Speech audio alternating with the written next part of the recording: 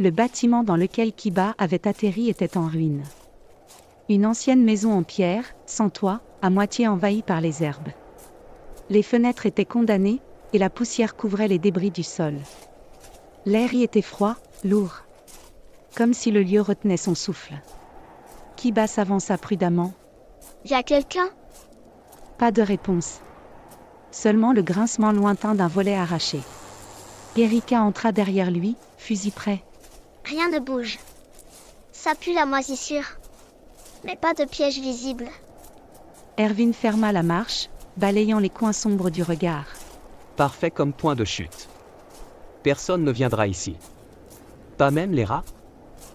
Ils fouillèrent les lieux rapidement, meubles en miettes, une cheminée effondrée, un escalier vers un étage disparu. Mais quelque chose clochait. Kiba s'approcha du sol, là où des dalles semblaient anormalement récentes. Vous voyez ça? Il posa une main sur la pierre. Une dalle fendue, sans mousse, comme si elle avait été déplacée. Erwin s'accroupit, tapota les bords. Ça sonne creux. Aide-moi. Ensemble, ils dégagèrent les débris.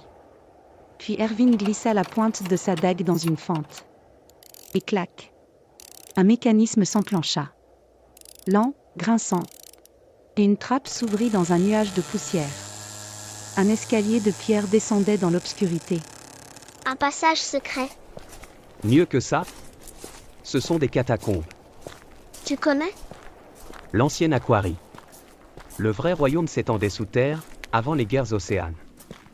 On dit que des tunnels reliaient les palais, les sanctuaires. Et même le château. Tu veux dire qu'on pourrait atteindre le château par en dessous? Exactement. Si ces tunnels ne sont pas complètement effondrés. On vient peut-être de trouver un chemin jusqu'à la larme d'argent. Kiba fixa l'obscurité. Un souffle frais, ancien, remontait du passage. Il n'avait pas peur. Mais quelque chose en bas l'attendait. Alors allons-y. Ils entrent dans les catacombes, l'air sentait la moisissure après quelques heures de marche. Ils rencontrent des soldats en patrouille. Le combat contre les soldats avait été bref mais éprouvant. Kiba, haletant, tenait son poing encore chargé de résidus d'aura. Erika rechargeait son fusil, l'œil aux aguets, tandis qu'Erwin finissait de forcer la grille à coups d'outils silencieux. Un cliquetis. Un grincement sourd. Allons-y, vite, avant que d'autres arrivent. Ils s'engouffrèrent dans le passage, étroit et humide, qui descendait lentement sous la surface du château. Les murs suintaient d'eau sombre, couverts de racines et de symboles oubliés.